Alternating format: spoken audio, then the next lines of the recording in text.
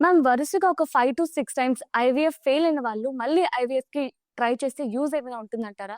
Yes. Definitely. So, IVF అన్ని సార్లు ఎందుకు ఫెయిల్ అయింది అనేది ముందు మనం ఇన్వెస్టిగేట్ చేస్తాము. సో, కొన్ని కొన్ని ఎంటిటీస్ ఉంటాయి. అంటే ఎంబ్రియో జన్యుపరంగా నార్మల్‌గా ఉండాలి. అండ్ గర్భసంచి లోపల అతుక్కోవడానికి అనుకూలంగా ఉండాలి. సో, దీనికి సంబంధించి కొన్ని ఎక్స్‌ట్రా అడిషనల్ టెస్ట్‌లనేవి చేస్తాము.